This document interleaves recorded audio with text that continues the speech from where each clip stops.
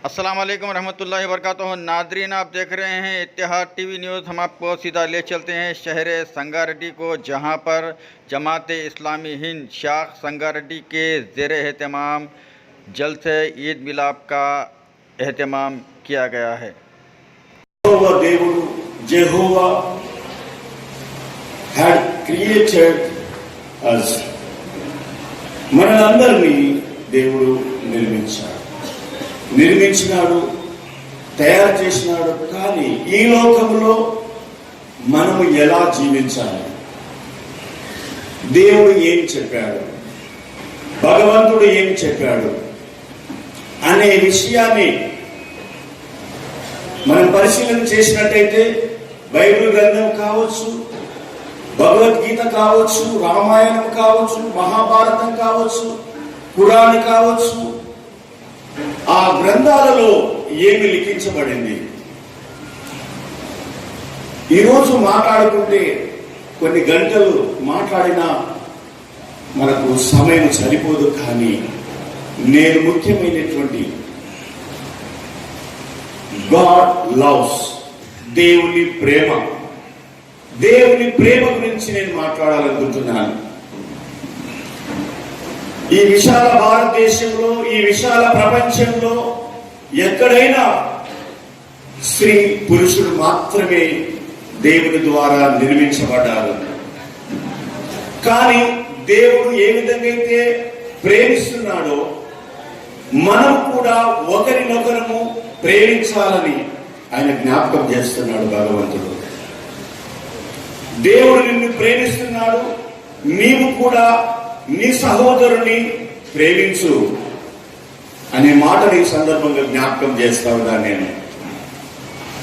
కాబట్టి గలతీయులు రాసిన పత్రికలో రెండు విషయాలు నేను జ్ఞాపకం చేస్తున్నాను.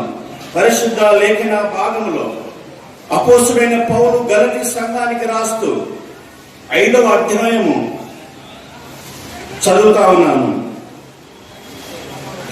19వ వచనం, 16వ వచనం, నేను చెప్పున్నదేమనగా ఆత్మానుసారముగా నడుచుకొనుడి. నేను చెప్పున్నదేమనగా ఆత్మానుసారముగా నడుచుకొనుడి అనగా మనలో, ఈ శరీరములో దేవుడు భగవంతుడు ఆత్మ పెట్టాడు. నరుని ఆత్మ యెహోవా పెట్టిన దీపం. ఆత్మతో మనం ఇక్కడ వచ్చాము, ఆత్మతో నిలబడ్డాము, ఆత్మతో మాట్లాడుతున్నాము, ఆత్మతో మనం జీవిస్తున్నాము, ఆత్మతో చెలిస్తున్నాము. ఆత్మ లేకపోతే, ఆత్మ అంటే మనిషి, మనిషి అంటే ఆత్మ, ఆత్మ ద్వారానే మనం జీవిస్తున్నాము. కానీ ఈ శరీరములో మనము జీవించడానికి ఈ శరీరం అవసరం.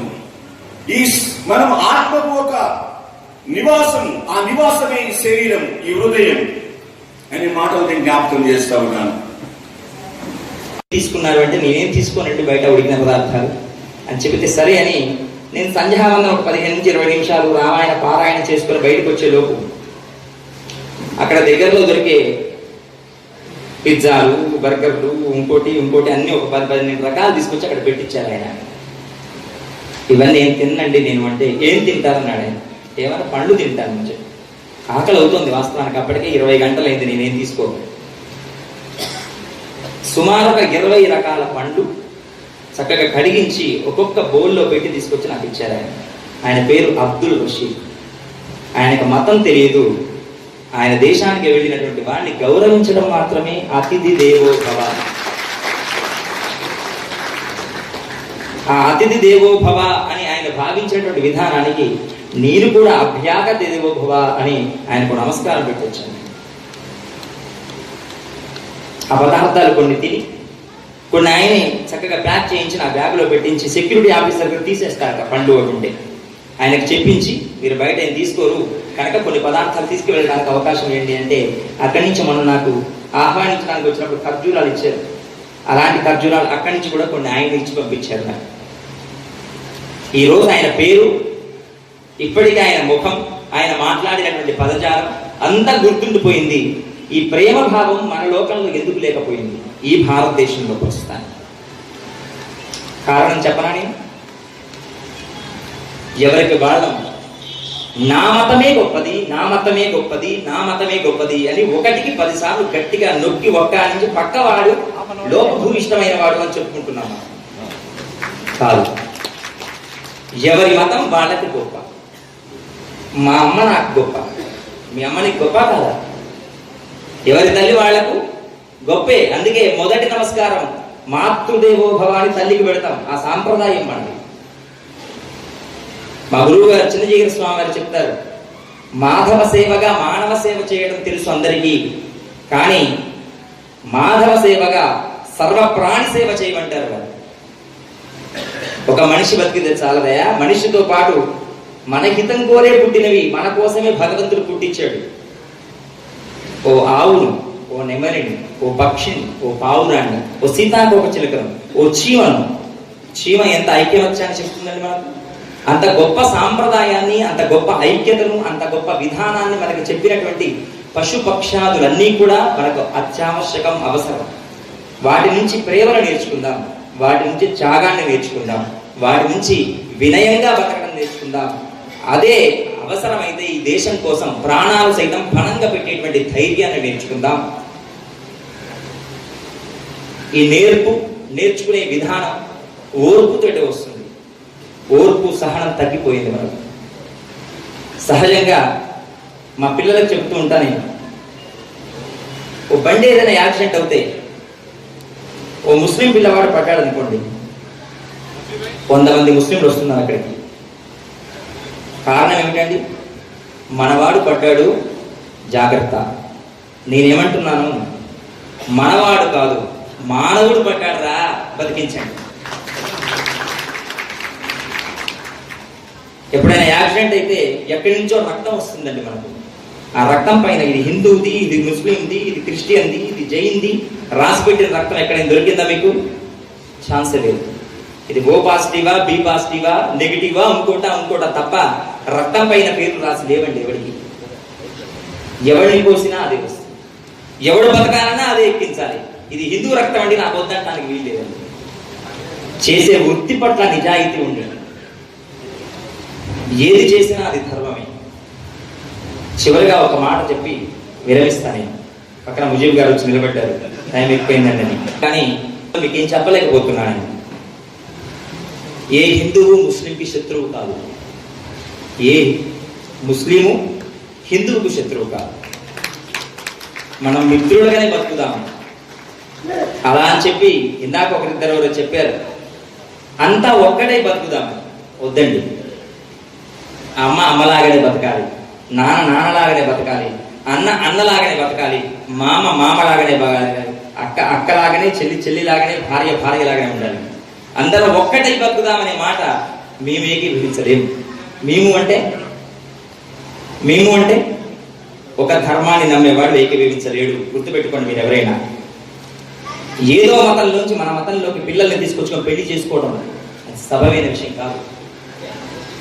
ఇంకో మతం వాడిని తీసుకొచ్చి నేను బొట్టు పెట్టిస్తా అంటే అది నా మతం ధర్మం ఒప్పుకోదు. నీ ధర్మాన్ని నువ్వు పాటించు, పరధర్మాన్ని గౌరవించు. ఇంతకు మించి ఏం అవసరం లేదు. ఇదే ధర్మం, ఇదే మానవ శ్రేయస్సు. ఆంజనేయ స్వామి గుడికి కొంతమంది వస్తారండి బురఖాలు వేసుకొని. మా వాళ్ళు అంటారు, బురఖా తీసుకురామని చెప్పండి స్వామి. అవసరం లేదు. మా పిల్లలకి జ్వరాలు వస్తే మేము దగ్గరున్న దర్గాలకు పంపిస్తున్నాం మా వాళ్ళని. అక్కడ తాయెత్తు పెడతారు, తగ్గిపోతుంది. లేదా అక్కడ ఉన్న హిందువులు ఉన్నారు చాలా మంది, తీసుకెళ్ళట్లే. అట్లే మన దగ్గరలో ఉండే గుళ్ళకి ఆంజనేయ స్వామి దగ్గరికి చాలా మంది ముస్లింలు కూడా వస్తారండి. బీబీ నాచి గారని మేల్కోట అయినటువంటి ఒక క్షేత్రంలో శ్రీమన్నారాయణ ఇష్టపడి వెళితే ఆ రాజు ఘనంగా పెళ్లి చేస్తున్నాడు. ఇప్పటికీ అది అద్భుతమైన సాంప్రదాయంగా బుక్కా గులాలు హిందువులు చల్లుకోరు, ముస్లింలే చల్లుకుంటారు. ఆ సాంప్రదాయం చోటే పెళ్లి జరుగుతుంది ఇప్పటికీ మేల్కోట అయ్యే క్షేత్రంలో. భద్రాద్రి రాముడి సన్నిధిలో ఆ రోజు తానిషా గారు ఇచ్చినట్టు అద్భుతమైన వరం చేత ఇప్పటికీ భద్రాద్రి రాముడి సన్నిధిలో బుక్కా గులాలు చల్లే రాముడికి వివాహం చేస్తారు. మామూలుగా తలంబరాలు చూసే ఉంటారు వీరు, పసుపు రంగులో ఉంటాయి. కానీ భద్రాచలంలో ఎరుపు రంగులో ఉంటాయి. కారణం ఏమిటో తెలిసిన? బుక్కా గులాలతో పాటుగా మీరిచ్చే గులాబ్ అనేటువంటి అద్భుతమైనటువంటి పరిమళం ఇచ్చే సెంటును కూడా దాంట్లో కలుపుతారు. ముస్లిం అనగానే ముందు సెంటు వాసన రావాలి, ఆ సెంటును కూడా దాంట్లో కలుపుతారు. అవి ఆ కలిపినటువంటి తలంబరాలను ఇప్పటికీ రాముడి పైన పోస్తున్నారు, సీతమ్మ పైన పోస్తున్నారు. ఇచ్చిపుచ్చుకునే ధోరణి అద్భుతమైన ధోరణి. ఆనందంగా ఇచ్చిపుచ్చుకుందాం. మా క్లాస్మేట్ ఒక అబ్బాయి ఉండేవాడు నూరోద్దీన్ అని. రంజాన్ పండుగ వస్తే ముందు రోజు సేమియాలు, దాంట్లో పలుకులు, దోస పలుకుల్లాగా పలుకులు, కిస్మిస్, జీడిపప్పు తీసుకు ముందు నాకు ఇచ్చి నువ్వు వండుకొని తిన్నాక నేను తింటరా అనేవాడు వాడు. ఉగాది పచ్చడి నాకు ఇష్టం రా, నాకు బిడ్డని ఇంటికి వచ్చి ఆ ఉగాది పచ్చడి తినేవాడు. 5 రకాల రుచులు కలిగిన ఉగాది పచ్చడి ఎంత ఆనందంగా ఉండేది. ఈ జమాతే ఇస్లాం హింద్ అనేటువంటి ఈ సంస్థ ఉగాది పండుగను కూడా ఘనంగా జరిపిందట ఈ మధ్యకాలంలో. మాకు చాలా ఆనందం అనిపించింది. మతాల వ్యవస్థలు నిలబెట్టడం ఎంత అవసరమో ఆ మతాల మధ్య సంధిని కుదిర్చి, ఆ మతాలు పరమత సహనం, పరమత సహనం, పరమత సహనం అందరూ అంటున్నారు. సహనం అంటే ఏంటండి? ఓపిక పట్టడం. అంటే ఒక మతం వాడు ఏదో చేస్తుంటూ కూడా ఓపిక పట్టడమా? ఎందుకు చేయాలి? అవే వద్దు. హాయిగా ఆనందంగా బతుకుదాం, ఎవరి పని వాడు. ఒకరికి ఇబ్బంది జరుగుతుందంటే ఆపుదాం. ఈరోజు మారేపల్లి గ్రామంలో ఒక యాత్ర వెళ్తుందండి. అక్కడ ఒక బ్రహ్మోత్సవం జరుగుతుంది. నా సాంప్రదాయం ఒక్కసారి మీరందరూ నమస్కారం. ఇది కావాలి. మనం మొహమాట పడాల్సిన అవసరం లేదు. మీరు కల్పిస్తే ఇలా అంటాం, నాకెంత ఇష్టమవుతుందో, మీకెంత ఇష్టమవుతుందో. నేను కల్పిస్తే మీరు 2 చేతులు జోడించి నమస్కరిస్తుంది, నాకెంత ఇష్టమైంది. ఆ ధర్మాన్ని మీరు గౌరవిస్తున్నందుకు సంతోషపడతాను. ఈ ఇచ్చిపుచ్చుకునే ధోరణి అందరికి ఆనందాన్ని ఇస్తుంది. ఓ ఆడపిల్లని ఇంటికి పంపేటప్పుడు అయిపోయింది రాని వదిలిపెడతామా? పెళ్లి చేసి పంపేటప్పుడు ఆ బాధ్యత స్వీకరిస్తూనే పక్కవాడికి కొంత అవకాశం ఇస్తాం అల్లుడికి. అలాంటి అల్లుడిలాగా హాయిగా ఆనందంగా బతుకుదాం, ఎంజాయ్ చేద్దాం ఈ సాంప్రదాయాలను. సాంప్రదాయాలు ఇష్టపడి ఎంజాయ్ చేయడంలో ఎంత ఆనందం ఉంటుందో ఒకసారి అందరూ కూడా గమనించి చూద్దాం. కాక అనుపమ ప్రతిభశాలి, జీవనదాయక ఇస్లాం సందేశాన్ని మానవాళికి అందజేసిన మానవ మహోపకారి, విశ్వ ప్రవక్తల నాయకుడు, అంతిమ దైవ ప్రవక్త ముహమ్మద్ సల్లల్లాహు అలైహి వసల్లం వారిపై అల్లాహ్ యొక్క శాంతి శుభాలు వర్షించుగాక. ఆమీన్.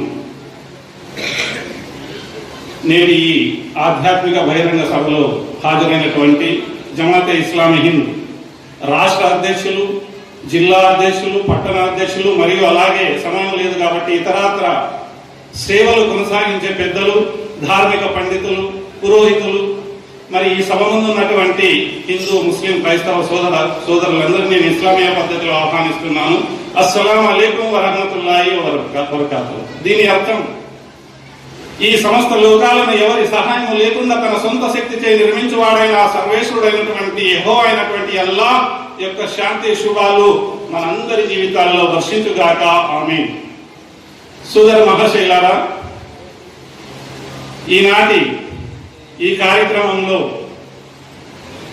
ఇంత సహనంతో ఇంతసేపు విన్నటువంటి మీకు, వేదికపై ఆసనులైన పెద్దలకి మరింత సహనాన్ని దైవం ఇచ్చి ఆయన ఆరోగ్యాలు, అష్టైశ్వర్యాలు అందరి జీవితాల్లో ప్రసాదించుగాక. నేను 2-3 విషయాలు ఇస్లాం పరిచయం చేస్తూ ముందుకు కొనసాగుతాను. సోదర మహాశైలారా, ఇస్లాం అనే పదం సలాం మరియు సిల్మ్ అనే 2 పదాల కలయిక. సలాం అంటే శాంతి, సిల్మ్ అంటే సమర్పణ. ముస్లిం అనే పదం ఒబీడియంట్ టు గాడ్, దైవ విధేయుడు. అంటే దైవం చెప్పిన విధంగా జీవితం గడిపేవాడిని ముస్లిం అని అంటారు. ఇస్లాం అనేది మతం కాదు, జీవన విధానం. ఎలాగైతే సూర్యుడు ఉదయం వస్తాడో, రాత్రి చంద్రుడు వస్తాడో, భూమి, ఆకాశాలు, నక్షత్రాలు అవన్నీ ఏ రకంగా అయితే కక్షలో ఉన్నాయో వీటన్నింటినీ ఆ యొక్క అనువాదం ముస్లిం అని అంటారు. అంటే దైవం చెప్పిన విధంగా జీవితం గడిపేవాడిని. సోదర మహాశైలారా, అలాగే మీరు మీ ఇరుగు పొరుగు ఉన్న ముస్లింలు చూస్తూ ఉంటారు, ఒకరికొకరు ఎదురైనప్పుడు సలాం చెప్తారు. ఇప్పుడు గురువు గారు కూడా చెప్పారు. అంటే ఏ ప్రాంతం వాడైనా, ఏ రాష్ట్రం వాడైనా, ఏ దేశం వాడైనా, ఎవరైనా సరే ముందు మనిషిని చూస్తేనే సలాం చేస్తాడు. తనకు బాకీ ఉన్న వాడిని కూడా సలాం చేస్తాడు, తనకు సరిపోని వాడిని కూడా సలాం చేస్తాడు. ఎందుకంటే ఈ పరిచయం దైవ నామంతో, దైవ కృపతో మొదలవుతుంది. అస్సలాము అలైకుం అంటాడు. అంటే ఆ దైవ శాంతి నీపై కురియుగాక అన్న తర్వాతే 2వ మాట ప్రారంభిస్తాడు. అంటే నువ్వు క్షేమంగా ఉండాలి, నీ కుటుంబం క్షేమంగా ఉండాలి, నీవు క్షేమంగా ఉండాలి, ఇహపర లోకాల సాఫల్యం నీకు కలగాలి అనేది ఒక దీవెన. తర్వాత ఆ విన్న ముస్లిం కూడా వాలేకుం సలాం అంటాడు. అంటే ఆ దైవ శాంతియే నీపై కురియుగాక అని ఆ వ్యక్తి కూడా అంటాడు. ఇస్లాంలో ఇదొకటి మొట్టమొదటి ఘట్టం. సోదర మహాశైలారా, మీరు ఇరుగు పొరుగు చూస్తూ ఉన్నారు. అలాగే రంజాన్ విషయానికి వస్తే సమయం ఎక్కువ లేదు కాబట్టి నేను పాయింట్స్ వైజ్ గా చెప్పుకుంటూ ముందుకు వెళ్తాను. ఈ రంజాన్ అనేది పండుగ కాదు. రంజాన్ అనేది నెల. ఎలాగైతే ఆంగ్లంలో జనవరి ఫిబ్రవరి ఉన్నాయో, ఎలాగైతే సంస్కృతంలో ఆషాఢం శ్రావణం ఇలా మాసాలు ఉన్నాయో, అరబీలో అంటే ఉర్దూ భాషలో ఈ రంజాన్ అనేది ఒక నెల. ఈ నెలలోనే దైవం సర్వ మానవాళి కోసం ఈ సకల చరాచర సృష్టిని సృష్టించిన వాడు, ఈ అండపిండ బ్రహ్మాండాన్ని సృష్టించిన వాడు, మన కోసం ఆకాశం భూమి గాలి నీరు ఏర్పాటు చేసినటువంటి పైన ఉన్నటువంటి ఆ దైవం ఈ నెలలో మనందరి కోసం చివరి గ్రంథం, అంతిమ గ్రంథం, హృదయాల వాణి, ఆకాశాల వాణి, ఈ దైవాల గ్రంథాన్ని ఈ నెలలో అవతరింప చేశాడు. కాబట్టి ఈ నెలకి ఇంత ప్రాధాన్యత. ఈ నెలలోనే ఈ గ్రంథం అవతరించింది కాబట్టి 30 రోజులు ప్రతి ముస్లిం ఉపవాసం పాటిస్తాడు. సుమారు 10 సంవత్సరాల పిల్లవాడి నుండి వృద్ధాప్యం వరకు ఉన్న వాళ్ళందరూ కూడా కఠినమైనటువంటి ఉపవాసాన్ని పాటిస్తారు.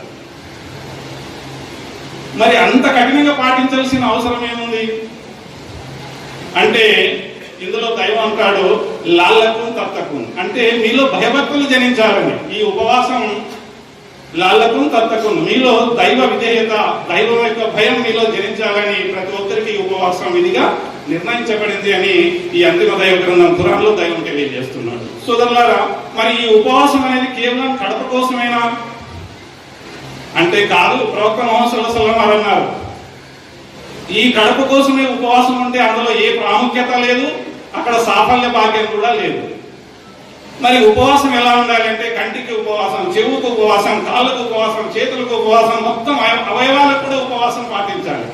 ఉపవాసం ఉన్న వ్యక్తి చెడు చూడకూడదు, చెడు వినకూడదు, చెడు మాట్లాడకూడదు, చేతితో చెడు చేయకూడదు, కాళ్ళతో చెడు వైపు నడవకూడదు, నీ హృదయంలో కూడా చెడు అనేది రాకూడదు.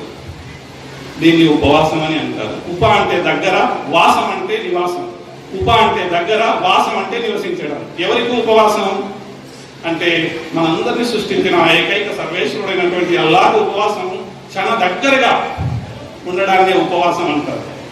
మీరు గమనించే ఉంటారు, 48 డిగ్రీలు, సుమారు 45 డిగ్రీలు ఈ ఎండలో కూడా పసిపిల్లవాడు కూడా, అంటే 10 సంవత్సరాలు 12 సంవత్సరాలు బాలికలు కూడా ఉపవాసం ఉంటున్నారు. ఇంట్లో ఎవ్వరు ఉండరు, ఫ్రిడ్జ్ లో నీళ్లు ఉంటాయి, తినడానికి తిండి ఉంటుంది, అన్ని ఉంటాయి, రకరకాల రుచికరమైన పదార్థాలు ఉంటాయి. నోరు పిడుచు కట్టుకొని పోతుంది. ఇంట్లో అమ్మా నాన్న డ్యూటీకి వెళ్ళింటారు, ఒక్కడే ఉంటాడు, అయినా కూడా మంచి నీళ్ళు కూడా ఉంటాడు. మరి ఉమ్మి కూడా మింగడు.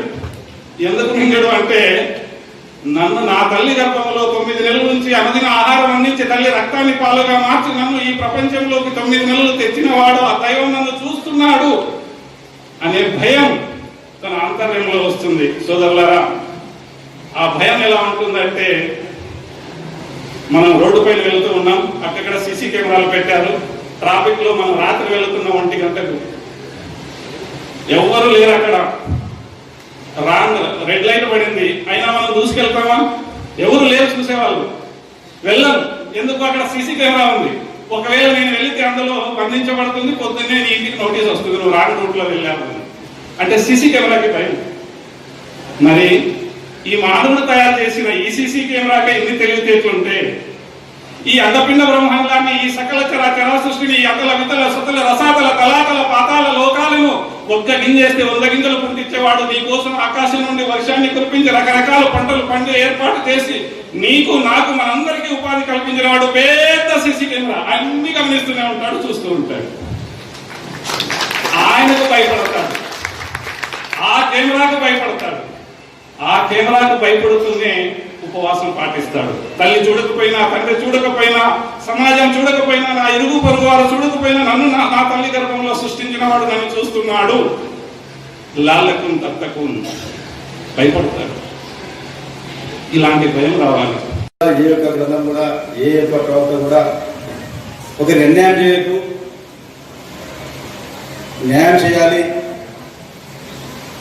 సమాజ సేవ చేయని చెప్పి తప్పే ఎక్కడ కూడా అక్రమం చేయమని చెప్పి, అన్యాయం చేయమని చెప్పి, ఆక్రమించమని ఏ గ్రంథం చెప్పలేదు, ఏ మతం చెప్పలేదు. ఇది సత్యం. మరి జమాతే ఇస్లామీ 75 సంవత్సరాల సుదీర్ఘ పోరాటం, సంవత్సరాల కోసం ఆస్కరించబడి ఈ దేశం మతపరంగా విడిపోయినప్పుడు మరి ఒక సంస్థ కావాలి, జాతీయ భావాలు, దేశభక్తి సమాజ సేవ లక్ష్యంగా మరి ఆర్ఎస్ఎస్ తర్వాత రెండవ అతిపెద్ద సంస్థ ఈ దేశంలో కొనసాగుతుంది. జమాతే ఇస్లాం ఇందులోనే హిందూ ఉన్నది. అంటే దేశం భక్తి, దేశం యొక్క ప్రగతి, దేశం యొక్క ఉన్నతి, నిస్వార్థ సేవనే ఈ యొక్క సంస్థ ముఖ్య లక్ష్యం. ఇది రెండవ సభని పాల్గొనడం. అన్వర్ భాయ్ గతంలో ఇలాంటి సభకే, ఇలాంటి ఈద్ మిలాద్కే తిరగడం జరిగింది. నేను కోరేది ఒకటే, ఇలాంటి ఈద్ మిలాద్ కాకుండా సమాజంలో ఉన్న ఈ యొక్క కాలుష్యం కడిగిపోవాలంటే కొన్ని పర్దలు తొలగిపోవాలి, అపోహ తొలగిపోవాలి. ఇలాంటి సమస్యలు ముందుకు వచ్చినప్పుడు